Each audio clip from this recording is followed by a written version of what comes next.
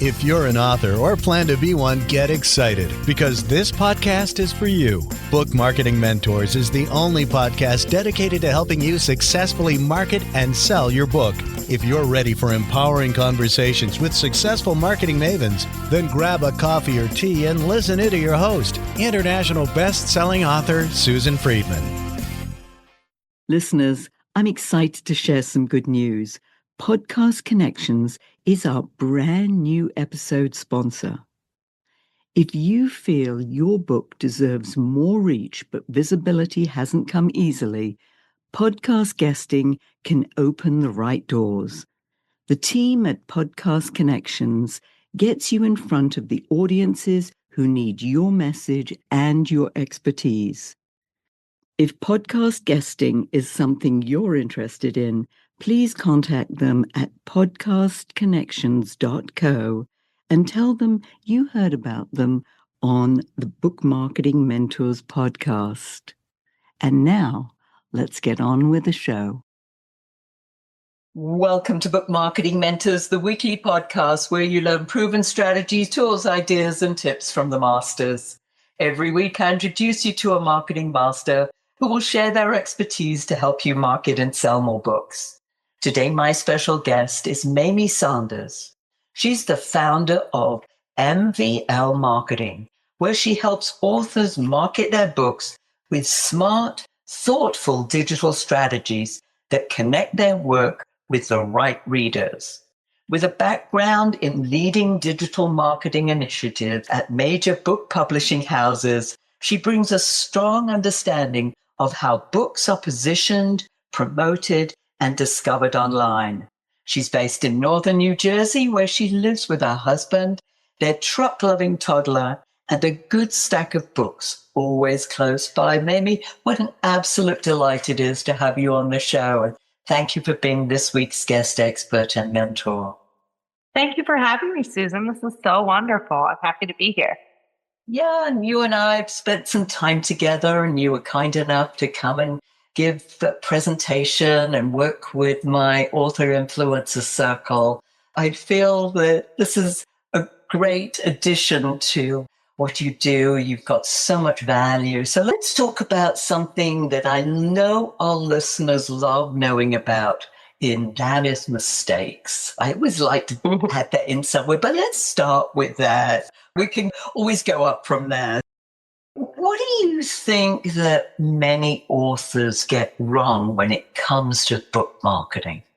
I think that a lot of authors come to me, or my clients will come to me and say, I see these people doing this, and I don't know how to do that, but I really think that I should be doing that. And I always say to them, just take a step back and let's talk about you and your book, because I think what they often get wrong is what they have to be doing, or what other people are doing is what they have to be doing too. And I think that that is completely wrong. I think that marketing is not a one size fits all. It all depends on what your book is, what the genre of your book is, what your platform is like, who your audience is. And that all is about how you would like to structure your marketing campaign. Another thing that I see a lot is people being really hung up on publication day. They say, my book comes out this day, and oh no, this isn't going to come out until later. This ad won't be able to launch until later. And this timing isn't working out. And people get really hung up on that publication date. And I think that what people don't necessarily realize is there's a long tail. That tail could be months, years, decades that you want to be promoting your book. And Pub Day is just the date that people can start to have it, and not the be all end all of when everything needs to be happening. It's so funny listening to you saying that. Great points. Yes, marketing is not a one size fits all. In fact, marketing is a very inexact science too, because anybody who's analytical gets very frustrated with it, because A plus B equals C one day and it could be E, F, or G the next day. There isn't any rhyme or reason. It's not an exact science. And also, as you say, it's not a one size fits all, because different authors need different strategies based on who their market is and what they want their book to do for them. I love that questioning for you to say, stand back, let's look at the big picture. And also that, launch day, yes, it's very important. It's they're giving birth to their baby. It's a big deal. And especially that first time. I mean, I remember when I had my first child, that when I was pregnant, somebody said to me, there is nothing like the first one. Because, you just don't quite know what it means. Once you've had one, it's like, okay, at least I sort of know what to expect. There's number 2, 3, 4, and 5, however many you want. I stuck with 2. That was enough. Thank you. But yes, and so many authors think that launching the book, publishing the book is the end of the line. And you and I know, as you say, it's just the beginning of the journey. And we don't know how long that journey will last. Exactly. Yeah. I mean, I had one author say to me, well, how long do I have to keep marketing my book? And how long do you want to keep selling? Exactly, as long as you want to keep selling, because you're the biggest advocate of your own book. No one's going to do it if you're not going to. Exactly. Now, your specialty, Mamie, is digital marketing. Yeah. And talk to us more about that and why you feel that authors can benefit from it. So digital marketing is such a funny term, because when I started in the industry years and years and years ago, digital marketing wasn't a thing.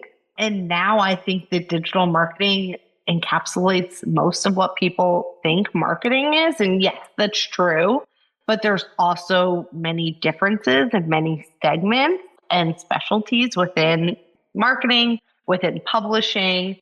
But a lot of what I focus on is strategy for digital marketing. So that involves what I like to say is everything online. That can be your social media. That can be your newsletter. That can be your website. It's your presence on retailers. It's your advertising presence. It's anywhere that you're appearing online. And if someone were to say, can you help me make a postcard for this conference? That is like the polar opposite of what I do. Once upon a time, I did that when digital marketing wasn't necessarily a thing, but it's kind of broaching more and leaching into other parts of the industry of an overlap of digital marketing and publicity and digital marketing and traditional marketing. But what I solidly do is a lot of strategy when it comes to digital marketing, advertising, and making sure that the book is positioned well when people are searching for it online, and making sure that people get the word out when they're looking online for the book, or the book is finding the audience wherever they are, basically. Yes, and I see that too as a positioning where the author can build authority and awareness. Isn't necessarily going to bring money directly, but indirectly you're building that awareness of not only obviously the book, which is important, but it's also the value of the book and then the author. I mean, you want to put the author in front of the book, not behind the book. Yes. And hearing you say that is you didn't ask the question, but I'll jump in and say it, is that book marketing is such a different beast than other marketing. And I found that when I was going to marketing conferences, when I still go to marketing conferences, and it's not just a publishing specific conference, I find that a lot of things don't necessarily apply to what I can do with my clients or for authors, because books are an entirely different beast to market. They aren't impulse buys. People need to see a book. They need to read reviews. It's so rare that one will just walk into a store and say, this looks great, I want to buy this immediately. Yes, they may judge a book by its cover, but chances are they've heard something about that book, or they've read other books by that author, or they've heard about that author in general. So there's a lot of trust that comes with buying books, but a lot of that trust is also reviews from other people, getting that clout. And especially when it comes to nonfiction, it's what are they writing about? And does this author have the expertise to be talking about this? And do I trust that expertise? Trust is underneath all of this. So you have to make sure that you are getting, like I said, especially with nonfiction authors, getting the personality of the author and their credibility out there as much as the book is getting out there. So you want people to be able to trust that.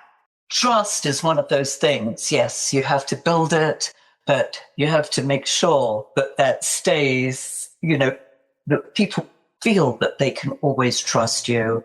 And being authentic, I think the authenticity sort of works hand in glove with trust. I don't know which comes first, the chicken or the egg here. Yeah. Yes. That emotional connection. Yes, that emotional connection, very much so. Talk to us more about how this digital marketing strategy works with an author. I mean, when you sit down with an author, how do you decide between you what would be the right platforms to use? Sure. I usually, first and foremost, will get them to basically give me a download on themselves. So I'll say, tell me your background, tell me the road to this book, tell me if you've written any other books, what your platform is like. And a platform is not just social media, but it does include social media. It's, do you have speaking engagements often? Is there a way for you to disseminate this book through your daily job? Like I said, what's your social media platform like? Do you post on that often? Do you like to post on social media? That is a huge thing for me. I always ask that at every intro call that says, do you have social media and do you like to post on social media? Because it's a radical view that I take. I don't know if most people in my position would say this, but if someone doesn't have social media, thinks that they should have social media, but really hates it, I'm going to tell them, don't do it. And we can put your time and energy into something else, especially if the book is coming out in the next 6 months, which is often when I talk to a lot of authors. So I kind of get this idea of who they are, what their book is, and what resources they have on the ready at that point. I also make sure to ask them what their budget is first and foremost, because that will dictate a lot of what we'd be able to do. Will we be running an ad campaign? Will we be paying for a variety of things, whether that's giveaways, etc.? There's so many different ways that you can go at it, but I first have to have this foundation of like, who is this person? What is this book? And what are your goals? Do you want to build awareness? Do you want to sell right off the bat? Are you targeting a specific audience that I might not be aware of? But all of that kind of comes within an initial consultation call. Oh, that's beautiful. Yes, I love that question. Are you on social media? Yes. Do you like to post on it? That's two different things. Yeah. Yes. Well, because if they don't want to be doing it, people can tell when you're inauthentic. We're going back to the unauthentic thing.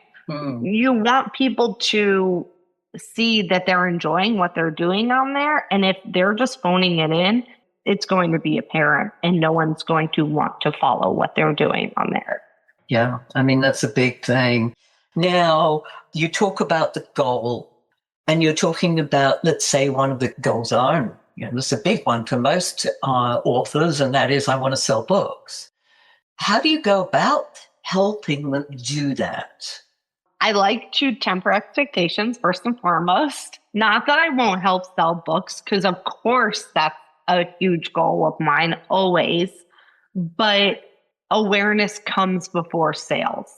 A lot of the campaigns that I'm running has awareness at the forefront. When I was in getting my marketing degree, I had a professor who taught me about the rule of 7. And the rule of 7 says you need to see something 7 times before it sticks in your head enough to buy it.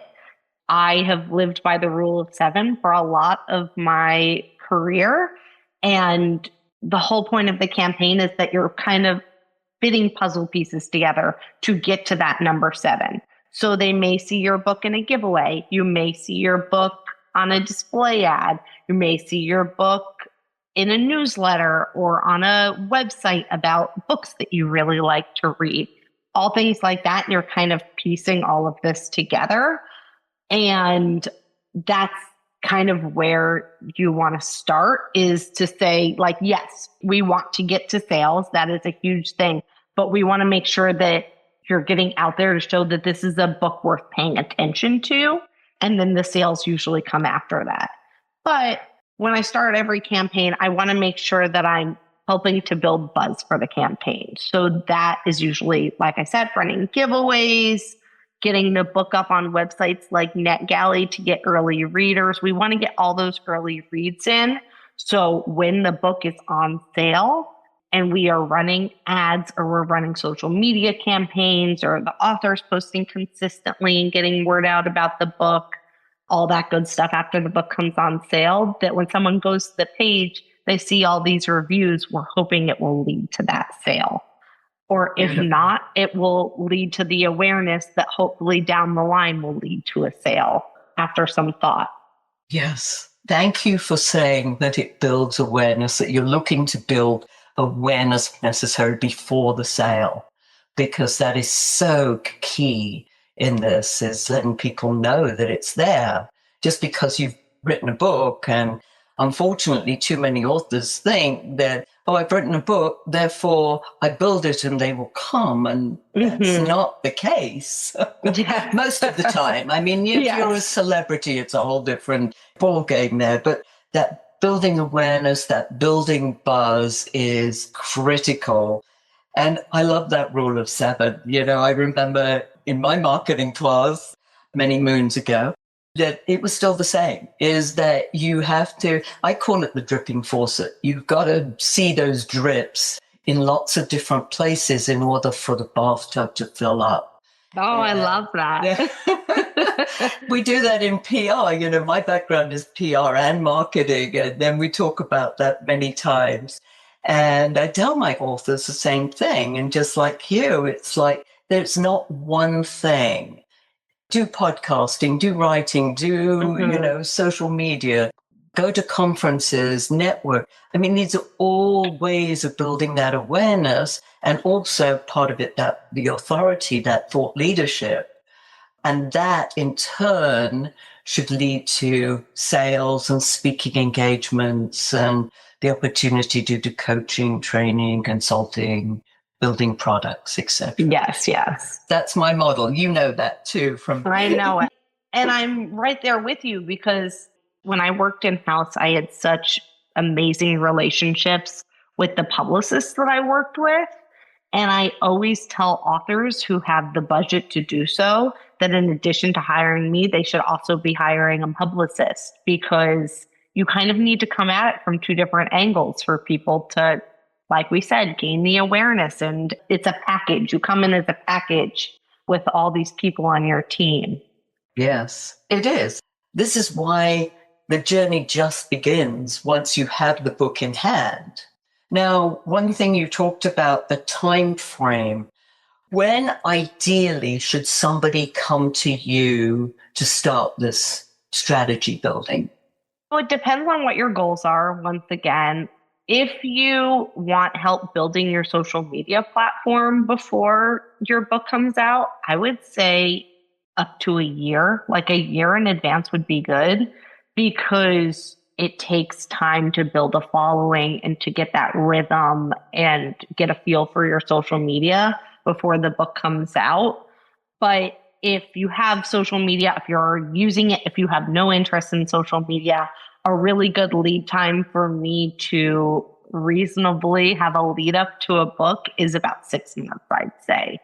That's not to say that I haven't done it on 3 months, 2 months, 1 month, 2 weeks before the book comes out. But that 6 months makes it so we have a really nice long stretch to plan things. It allows us to try things, and we can run a giveaway, wait a few weeks and see what reviews come in, then run another one. It just gives you some really nice cushion time to build buzz, get reviews coming in, start planning and doing research on outreach. If you're going to do influencer outreach or community outreach, it gives you that time without having to feel like you're rushing into it. And then by the time publication comes around, you feel like you've already run an entire campaign when it was really all a lot of foundation building. Wow. Yes. And I know you and I have talked about this, that people wait until, as you say, publication before they start realizing that now's the time to start doing something. And that's already, they've lost so much time where they could have done that build. One of the things you've mentioned a few times is testimonials. Talk to us about that, because that's a challenge for many authors to get those testimonials. What's your plan for getting those? The ways that I like to do it best are to reach out to normal readers, if you will. I really love running giveaways for the book, and usually websites that I like to use for that are Goodreads. There's a website that's a competitor to Goodreads called The Story Graph. They're kind of like an up-and-coming Goodreads. And also a website called NetGalley, which is an industry, kind of an inside baseball type industry site that all the users on it are people who somehow work in publishing. So they can be booksellers, librarians, they write a book blog. It's all people who are very close to books and are focused on them. That you can post an EPUB or a PDF of your book on there for readers to take a look at, and you can approve or decline their requests based on their credentials. I really love that website. And then, like I said, running giveaways on Goodreads and StoryGraph. And there are many other places that run these types of giveaways. Those are just the big ones that I focus on a lot. And on these sites, you can give away up to 200 copies of the book on each site. And I've had clients say to me, oh my gosh, why would I give away that many copies of a book when these people could be buying my book? I say to them, it's because these people may not ever buy your book if you weren't giving them away, but you're giving them the chance to read and then talk about it. And if you're giving away something like 200 copies of a book, a small fraction of them are actually going to read. So you could give away 200, hope that a percentage of them read and review, and that's still 25 reviews, maybe. Even 10 reviews, even 5 reviews is something to start building that basis on your product pages to say, these people have read it and reviewed it, and now you have proof that it's a book worth reading kind of thing. So that's a lot of what I think about when I talk about building these reviews and these testimonials ahead of time. Is you want to make sure that there's, going back to it, that trust in these credentials on the page to show this book is a book that has been vetted. There's nothing worse than a book coming out on publication day and they're having 0 reviews on the page. If someone were to click through to an ad, I love to run Amazon ads. If someone were to click through to an Amazon ad and there were 0 reviews on the page, there's almost no chance that people will buy it. Yeah, that's good to know. That really is. And I know that the emphasis on testimonials, because that's what people read.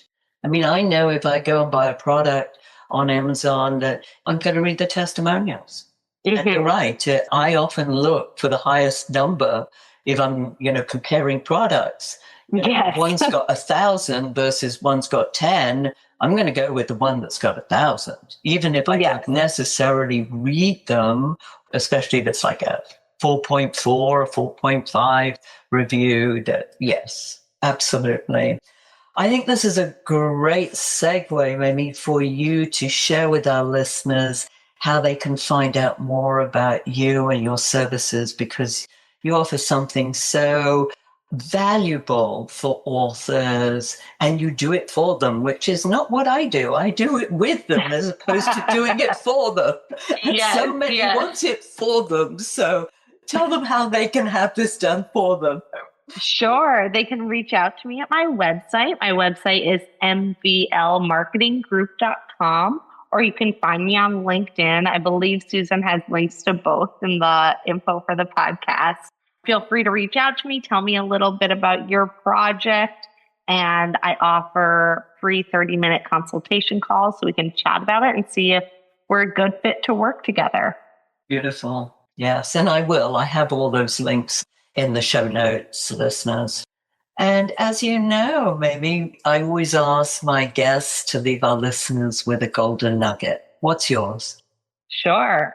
I think that my golden nugget is keep in mind that sales isn't everything. Awareness is something to be really proud of and to know that it's the basis for building sales.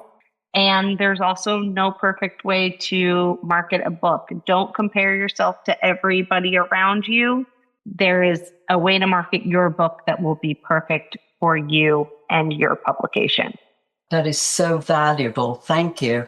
Thank you for saying that, because there's so much following the crowd. Oh, so-and-so sold so many books or was a bestseller, and they think, oh, that's what I have to do. And that's not necessarily the case.